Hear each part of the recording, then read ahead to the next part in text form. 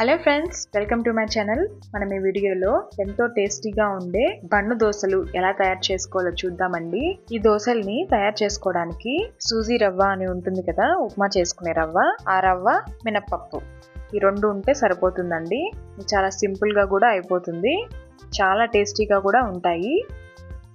ఈ దోశలు క్రిస్పీగా చాలా రుచిగా ఉంటాయి. ముందుగా వీటిని ఎలా తయారు చేసుకోవాలో చూద్దాము. ముందుగా ఒక కప్పు మినప్పప్పు తీసుకుంటున్నాను. ఇందులో నీళ్లు వేసి బాగా 2 సార్లు శుభ్రంగా వాష్ చేసుకోవాలి. ఇలా వాష్ చేసుకున్న తర్వాత 3 గంటల పాటు నానబెట్టుకోవాలి.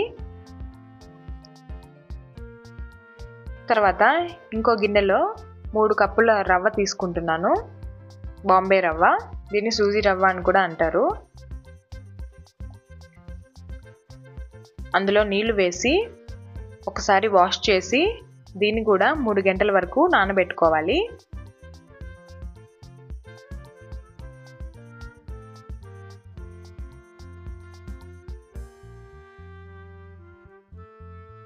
మూడు గంటల తరువాత మినప్పప్పు బాగా నానిపోయింది. ఇప్పుడు ఈ మినప్పప్పుని మిక్సీ జార్లో వేసి గ్రైండ్ చేసుకుంటున్నాను.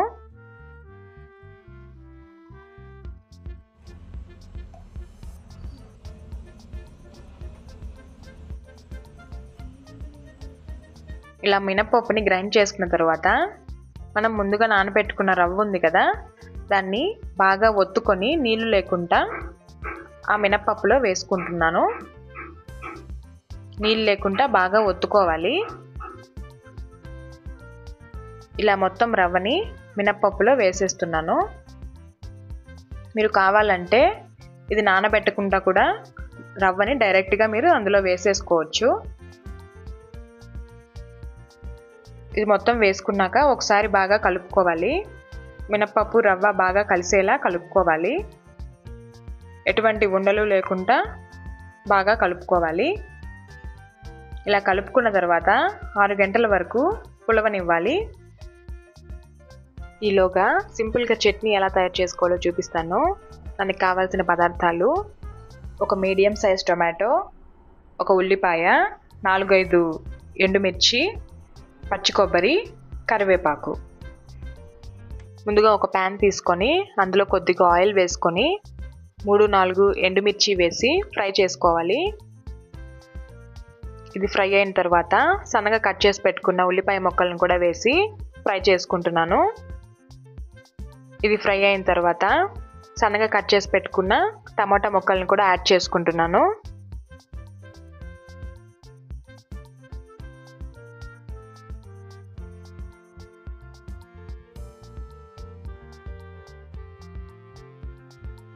ఇది మొత్తం వేగిపోయాక కొద్దిగా కరివేపాకు, రుచికి సరిపడా సాల్ట్ వేసుకొని బాగా కలుపుకోవాలి.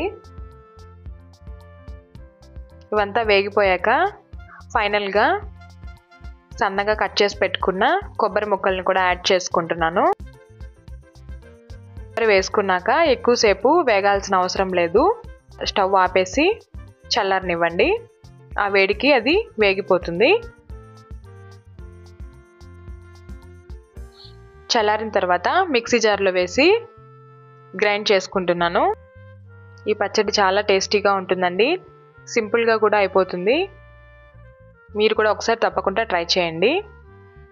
దీనికి పోపు పెట్టుకోవాల్సిన అవసరం కూడా లేదండి. ఇలాగే సర్వ్ చేసుకుంటే చాలా టేస్టీగా ఉంటుంది. 6 గంటల తర్వాత పిండి చూసారా, బాగా పొంగింది. ఇప్పుడు అందులో కొద్దిగా సాల్టు, కొద్దిగా నీళ్ళు వేసుకొని బాగా కలుపుకోవాలి. నీళ్ళు ఎక్కువ వేయాల్సిన అవసరం లేదు. ఇప్పుడు ఒక ప్యాన్ తీసుకొని అందులో 2 టేబుల్ స్పూన్స్ ఆయిల్ వేసుకుంటున్నాను.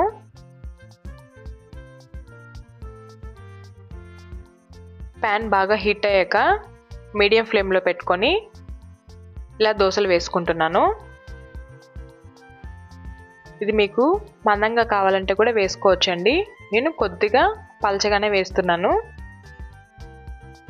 మూత పెట్టి ఒక 2 నిమిషాలు ఉడకనివ్వండి.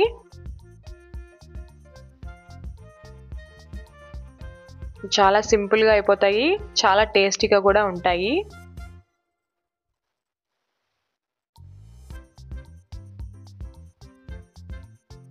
అంతే అండి, బన్న దోశ రెడీ అయిపోయింది. అదే విధంగా ఇంకో దోశను కూడా వేసుకుంటున్నాను. మీకు దోశలు క్రిస్పీగా రావాలంటే కొద్దిగా ఆయిల్ ఎక్కువగానే పడుతుంది.